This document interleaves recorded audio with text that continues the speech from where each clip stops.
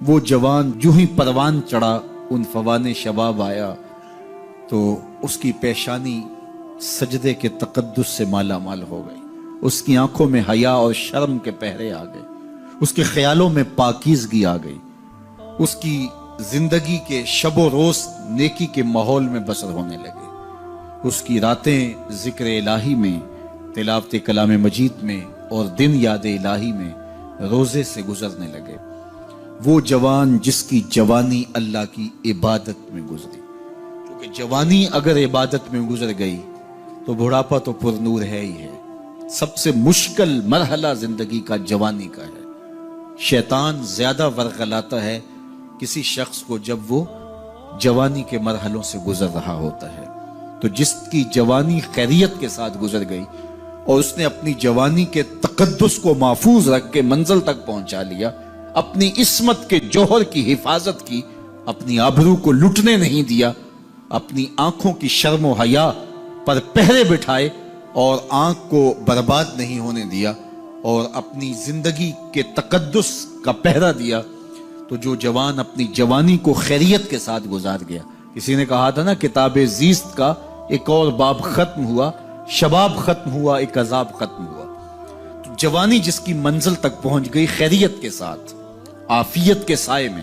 مشکل تو بڑا ہے جوانی کو منزل تک لے جانا، خیریت کے ساتھ، داغدار نہ ہونے دینا، جوانی کے تقدس کو رسوا نہ ہونے دینا، عصمت کے جوہر پہ کالک نہ لگنے دینا، خواہشات کو غالب نہ آنے دینا۔ آسان کام تو نہیں ہے، مشکل کام ہے، لیکن اگر کوئی مشکل کاٹ گیا، جوانی کے تھوڑے سے ایام میں گزار گیا۔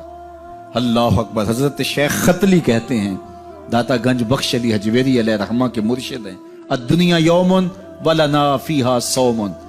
وہ کہتے ہیں دنیا ایک دن ہے، ہم روزہ رکھ کے گزار رہے ہیں۔ تو روزہ رکھ کے سارا دن گزر ہی جاتا ہے، دوپہر بھی آتی ہے گزر جاتی ہے، اور عصر کا وقت بھی آتا ہے گزر جاتا ہے، کھانے کا وقت بھی آتا ہے، چائے کا وقت بھی آتا ہے، سب کچھ ہوتا ہے لیکن گزر جاتا ہے، افطار تک بندہ پہنچ جاتا ہے۔ جس نے زندگی روزے کی طرح گزار دی، جس نے جوانی روزہ رکھ کے گزار دی، خواہشات کو بے قابو نہیں ہونے دیا، مشکل کام تھا لیکن اس نے مشکل کام کر دکھایا۔ اجر کتنا بڑا ہے، سنیے اللہ کے محبوب کی زبان سے سنیے۔ حضور نے ارشاد فرمایا جو سیدنا ابو ہریرہ کے ذریعے سے ہمارے تک پہنچا، فرمایا قیامت کے دن جب سورج کا رخ سیدھا ہوگا، زمین تانبے کی ہوگی، لوگ پسینے میں شرابور ہوں گے، کوئی ٹخنوں تک پسینے میں، کوئی گھٹنوں تک، کوئی کمر تک، کسی کو پسینے کی لگام دی جائے گی، اور وہ پسینہ ایسے نہیں ہوگا جس طرح یہ پسینہ ہے، اتنا گرم ہوگا۔ ابن رجب حنبلی کہتے ہیں اس پسینے کا ایک قطرہ اگر احد پہاڑ پہ ڈال دیا جائے تو وہ پگھل جائے، اتنا گرم ہوگا، بدبودار اتنا ہوگا، ایک قطرہ دنیا پہ ڈال دیا جائے، انسان کیا جانوروں کے دماغ بھی پھٹ جائیں، اس پسینے میں لوگ شرابور ہوں گے۔ لیکن جس نے اپنی جوانی کو عافیت سے گزارا ہوگا، کل قیامت کے دن جب کوئی سایہ نہیں ہوگا، اللہ اس جوان پر اپنے عرش کا ٹھنڈا سایہ عطا فرمائے۔ وہ شخص جس کو کسی عورت نے دعوت گناہ دی اور وہ صاحب منصب تھی، صاحب جمال تھی، اور اس نے یہ کہہ کے یہ خواہش، یہ آرزو مسترد کر دی، انی خاف اللہ۔ اسی طرح کوئی عورت ہے تو اس نے اپنے تقدس کی حفاظت کی، اپنی آبرو پہ پہرا دیا اور کسی پیشکش کو ٹھکرا دیا، تو فرمایا قیامت کے دن جب کوئی سایہ نہیں ہوگا، اللہ اسے بھی اپنے عرش کا ٹھنڈا سایہ دے گا۔ کیسا سخت دن ہوگا، اور وہ کس اعزاز میں ہوگا، کس تکریم میں ہوگا۔ یہ تو 4 دن 10-20 سال ہیں، اور وہ 50,000 سال کا ایک دن۔ پھر اس کو اللہ کا شکر ادا کرنا ہوگا کہ اللہ تو نے کتنا کرم کیا میرے اوپر کہ میری جوانی خیریت اور عافیت سے گزری، اور آج اس کا تو کتنا بہتر صلہ مجھ کو دے رہا۔ انسان جب کوئی اچھی بات سنتا ہے تو انسان کی فطرت ہے کہ وہ آگے منتقل کرتا ہے۔ آج کل وہ شیئر کر دیتے ہیں نا، جو بات آئے تو آپ اس کو آگے بڑھاتے ہیں، دوستوں میں شیئر کر دیتے ہیں۔ تو یہ انسان کی فطرت سے افواہیں بھی اس لیے پھیلتی ہیں کہ جو بھی بات آپ سنتے ہیں فوری آپ کی کوشش ہوتی ہے کہ یہ سب سے پہلے دوستوں کو میں ہی بتاؤں۔ تو یہ انسانی فطرت ہے۔ تو جب افواہ اور ایسی چیز، کوئی غم کی خبر بھی ہو، کسی کی وفات کی خبر بھی ہو، تو اس وقت بھی انسان کی فطرت، سست سے سست آدمی بھی پھر جلدی جلدی فون کرتا ہے، آگے بڑھاتا ہے کہ فلاں سے ایک فوت ہو گیا۔ تو چونکہ یہ فطرت ہے، بات کو آگے بڑھانے کا شوق ہے انسان کے اندر رکھا ہے، اس سے چیزیں پھیلتی ہیں، اور پھر جو خیر کی خبر ہوگی یا خیر کی بات ہوگی تو اس کو تو آگے پھیلانے کا پھر ہمارا دین بھی ہمیں ترغیب دیتا ہے، جذبہ دلاتا ہے۔ تو حضرت ابو ہریرہ اس جذبے کے تحت جو سنتے تھے پھر آگے منتقل کرتے۔ اب حضور کی بارگاہ سے اٹھ کے جاتے تو سب سے پہلے گھر جاتے اور سب سے پہلے اپنی ماں کو ہی سناتے، اور ماں تھی کافرہ، وہ سننے کی بجائے، خوش ہونے کی بجائے سن کے وہ الٹا ناراض ہوتی اور کوئی نہ کوئی ایسی بات کر دیتی۔ سید ابو ہریرہ سے گوارا نہ ہوتا، ایک دن انہوں نے کوئی ایسی بات کر دی کہ حضرت سیدنا ابو ہریرہ رضی اللہ تعالیٰ عنہ نے فیصلہ کر لیا کہ آج ماں کو چھوڑ دینا ہے، کیونکہ میں یہ گوارا نہیں کرتا کہ میرے آقا کے بارے میں کوئی ایسا جملہ کوئی بولے۔ اور تھی گھر میں ماں ہی، بھائی بھی کوئی نہیں تھا، بہن بھی کوئی نہیں تھی، باپ بھی فوت ہو گئے تھے، شادی بھی نہیں ہوئی تھی، تو ماں ہی ماں گھر میں، اور ماں اور بیٹا اکٹھے رہتے ہو تو پھر محبت بھی مثالی ہوتی ہے۔ تو اب ماں ہی ایک رشتہ ہے مادی دنیا کے اوپر، تو حضرت ابو ہریرہ رضی اللہ تعالیٰ عنہ نے فیصلہ کر لیا کہ چھوڑ دینا ہے۔ چھوڑ کے گھر سے نکلے، لیکن دل ڈوب رہا ہے کہ ایک ہی تو رشتہ تھا وہ بھی گیا۔ افسردہ ہے، حضور کی خدمت میں پہنچے، دل و قلب و نگاہ کے مرشد اولین نے ابو ہریرہ کی اداسی دیکھی تو فرمایا ابو ہریرہ کیا بات ہے؟ تو حضرت ابو ہریرہ جس طرح بندہ پھٹ نہیں پڑتا، تو عرض کی حضور میری ماں کی ہدایت کی دعا کر دیجئے۔ ساری کہانی 2 لفظوں میں بیان کر دی، میری ماں کی ہدایت کی دعا کر دیجئے۔ حضور نے نہیں پوچھا کیا ہوا، کیا ماجرا ہوا، فوراً ہاتھ اٹھ گئے، اور لفظ کیا تھے؟ اللہم اہد ام ابی ہریرہ تھا، اے اللہ ابو ہریرہ کی ماں کو ہدایت دے دے۔ ادھر انہوں نے بے چینی سے یہ بات کہی، ادھر حضور کے ہاتھ اٹھے، پھر ان اٹھے ہوئے ہاتھوں کو خالی تو موڑا ہی نہیں جاتا، اجابت کا صحرا عنایت کا جوڑا، دلہن بن کے نکلی دعائے محمد صلی اللہ علیہ وسلم۔ تو حضور علیہ السلام نے ہاتھ اٹھا دی، حضرت ابو ہریرہ نے دوڑ لگا دی۔ کسی نے پوچھا ابو ہریرہ آج بڑی جلدی ہے؟ کہا آج ہی تو دیکھنا چاہتا ہوں، گھر پہلے میں پہنچتا ہوں یا حضور کی دعا پہلے پہنچتا ہوں؟ جا کے دروازے کو دستک دی، اندر پانی کے کھنکنے کی آواز آ رہی تھی جس طرح کوئی غسل کر رہا ہو۔ آواز دی تو آواز آئی، بیٹا ابو ہریرہ ٹھہرو، میں بھی آئی۔ کہا لہجے سے سمجھ گیا اس میں محمد عربی کی دعا بول رہی ہے۔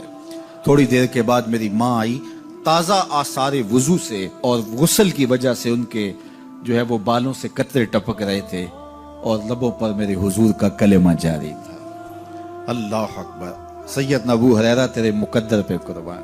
ایک سفر میں حضور علیہ السلام اور اصحاب گامزن تھے کہ راستے میں قیام کیا، تو ایک قبیلے کی صلح کروانے کے لیے حضور علیہ السلام تشریف لے گئے۔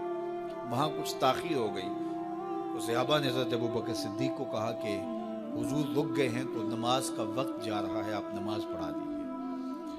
تو حضرت ابوبکر صدیق رضی اللہ تعالیٰ عنہ مصلی پہ کھڑے ہو گئے۔ اب نماز شروع ہوگی، ادھر سے حضور بھی فارغ ہو گئے، تو آقا کریم تشریف لائے۔ تو آقا کریم علیہ السلام جو ہی تشریف لائے تو صحابہ کی صفیں بندی ہوئی تھی، حضور کو دیکھا انہوں نے راستہ چھوڑ دیا، پیچھے سے لے کر کے مصلی تک صحابہ نے حالت نماز کے اندر حضور کے لیے راہ کشادہ کر دی۔ کاش کہ یہ حدیث سب لوگوں نے پڑھی ہوتی اور امت میں اتنے فرقے نہ بنتے، اور یہ سوچ کبھی نہ پنپتی کہ نبی کے خیال سے نماز ٹوٹتی ہے۔ یہاں تو راستے چھوڑے جا رہے ہیں، یہاں تو پروٹوکول دیا جا رہا ہے۔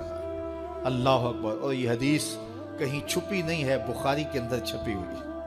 اللہ اکبر، آقا کریم علیہ السلام تشریف لائے تو صحابہ نے راستہ چھوڑنا شروع کر دیا، نماز بھی چل رہی ہے اور حضور کا راستہ بھی چھوڑ رہے ہیں۔ بالکل حضرت ابوبکر صدیق کے پیچھے آ کے حضور کھڑے ہو گئے۔ وابوبکر لا یلتفت یمینا ولا یسارا، جب آپ نماز پڑھتے تھے تو نہ دائیں دیکھتے نہ بائیں دیکھتے، پوری توجہ انہماک ہوتا، وہ اپنی کیفیات کے جہان میں ڈوبے تھے، اور حضور آ کے پیچھے کھڑے ہو گئے۔ صحابہ نے اپنے ہاتھوں کی پشت پہ ہاتھ مارنے شروع کر دیے۔ مقعن و تصدیہ، قرآن نے تالی لگانا، سیٹی مارنا، یہ شیطانی اعمال ہیں، لیکن ہاتھ کی پشت پہ ہاتھ مار کے متنبع کرنا یہ مختلف مواقع کے اوپر یہ جائز ہے۔ تو اب جب حضور آ کے پیچھے کھڑے ہو گئے اور صحابہ سمجھے کہ حضرت ابوبکر صدیق ایک استغراق کے عالم میں ہیں، ایک کیفیت کے جہاں میں ڈوبے ہیں، تو انہوں نے اپنے ہاتھوں کی پشت پشتوں پہ ہاتھ مارنے شروع کر دیے۔ تو حضرت صدیق اکبر سمجھ گئے کوئی غیر معمولی واقعہ ہو گیا، دیکھا پیچھے حضور کھڑے تھے، اللہ اکبر۔ تو حضرت صدیق اکبر مصلی سے سرک کے پیچھے آنے لگے، تو آقا کریم نے اشارہ کیا رکو نماز پڑھاؤ۔ سیدنا صدیق اکبر اس کے باوجود پیچھے آ گئے۔ کبھی ہوتا ہے حکم اور کبھی ادب آگے ہوتا ہے، اللہ اکبر۔ حضرت سیدنا علی المرتضیٰ رضی اللہ تعالی عنہ کو کہا نا حضور نے صلح حدیبیہ کے موقع پہ، صلح نامہ لکھوایا جا چکا تو لکھا یہ محمد رسول اللہ اور قریش کی جانب سے ہے۔ تو عروہ نے کہا اگر محمد رسول اللہ مان لیں ہم تو پھر لڑائی کس چیز کی ہے؟ تو اس لیے محمد رسول اللہ نہیں، محمد بن عبداللہ لکھا جائے۔ تو وہ اس بات پہ بضد ہو گئے، اور اگر ایسا نہیں ہوتا تو معاہدہ ٹوٹ رہا تھا۔ تو حضور نے حضرت علی المرتضیٰ سے کہا کہ چلو رسول اللہ کا لفظ مٹا دو۔ عرض کی میں تو نہیں مٹاؤں گا، میں تو نہیں مٹاؤں گا، یہ نام میں تو نہیں مٹا سکتا۔ پھر حضور نے خود مٹایا۔ اب یہاں حضور نے کہا ابو بکر رکو، لیکن حضرت ابو بکر نہیں رکے، پیچھے آ گئے۔ اور پھر حضور خیر مصلی پہ گئے، نماز ہوئی، سلام پھرا۔ تو حضرت ابو بکر صدیق رضی اللہ تعالیٰ عنہ کو حضور نے کہا ابو بکر جب میں نے کہا تھا تم رکے رہو تو تم کیوں پیچھے آئے؟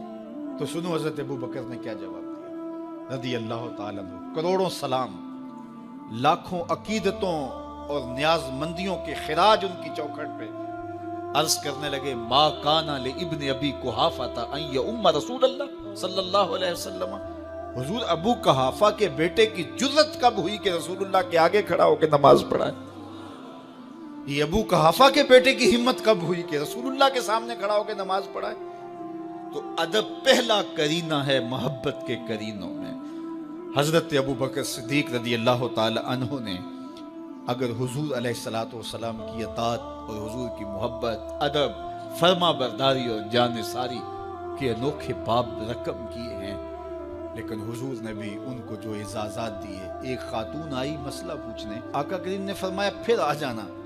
اس نے کہا پھر آؤں اور آپ نہ ملیں؟ تو کہا میں نہ ملوں ابو بکر تو ملیں گے نا، اللہ اکبر۔ تو اپنے بعد اشارہ دے دیا ان کی طرف کہ میرے بعد میرا نائب ابو بکر ہے، اللہ اکبر۔ عزتوں کی مسند اور عزتوں کی معراج اور عزتوں کے مقام پہ سیدنا صدیق اکبر رضی اللہ تعالی عنہ کو بٹھایا۔ میرے والد گرامی رحمت اللہ تعالی علیہ نے پوری زندگی میں کوئی ایک تقریر بھی ایسی نہیں کی جس میں یہ اشعار نہ پڑے ہوں۔ جب وہ خطبہ پڑھتے تھے تو خطبہ پڑھنے کے بعد یہ اشعار پڑھا کرتے تھے جس میں اس کی کیفیت ہے کہ جو حضور کے شہر میں جانے کے لیے تڑپتا ہے۔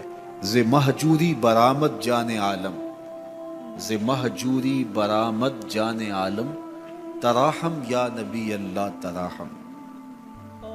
کہ عرض کی جا رہی حضور آپ کی جدائی میں پورے جہان کی جان نکل رہی ہے۔ ز مہجوری برآمد جان عالم، تراہم یا نبی اللہ تراہم، نہ آخر رحمت للعالمینی، ز محرومہ چرا فارغ نشینی، بروں سر از برد یمانی، کہ روئے تست صبح زندگانی۔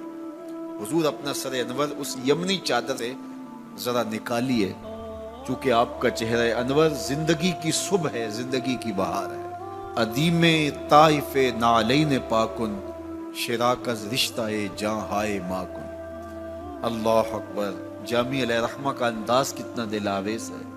وہ کہتے ہیں حضور آپ طائف کے بنے ہوئے چمڑے کے جوتے پاؤں کی زینت بنائیں۔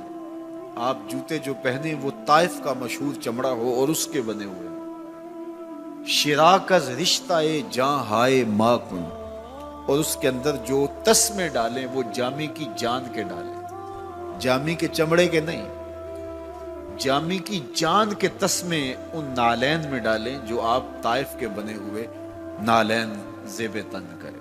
وہ ایک شاعر کہتا ہے عربی کا کہ یا لیتنی کنت تربت ایبتکم فلتسمت نعالک ذاک کدی، کاش میں مولوی نہ ہوتا۔ وہ بہت بڑا شیخ الحدیث گزرا ہے، تو وہ کہتا ہے میں کاش شیخ الحدیث نہ ہوتا، میں مولوی نہ ہوتا، مدینے کی گلی کی مٹی ہوتا، حضور گزرتے تلووں کو چوم لیتا۔ چے باشد گر کنی سوئم نگاہے، ہمیشہ گر نہ باشد گاہے گاہے، نگاہے یا رسول اللہ نگاہے، صد ہزاراں جبریل اندر بشر، بہر حق سوئے غریبہ یک نظر، یا رسول اللہ انظر حالنا، یا حبیب اللہ اسما قالنا، اننی فی بحر غم مغرق خذ یدی ساحل لنا اشکالنا، یا صاحب الجمال و یا سید البشر من وجهک المنیر لقد نور القمر، لا یمکن الثناء کما کان حقہ بعد از خدا بزرگ توئی قصہ مختصر۔ ساری کہانی آ کے یہی ختم ہوتی ہے۔ تو یہ میری اور آپ کی سعادت مندی ہے۔ اللہ کی توفیق سے آپ کے لیے اور آپ میرے لیے محبت اور دعا کے جذبات رکھتے ہیں، اور ہم ایک دوسرے کے لیے دعا گو ہیں کہ آج میں حاضر ہوا ہوں اور آپ نے جو ہے وہ میرے لیے اپنی آنکھوں کی چمک اور محبت پیش کی ہے۔ اللہ یہ دن آپ کو بھی نصیب کرے۔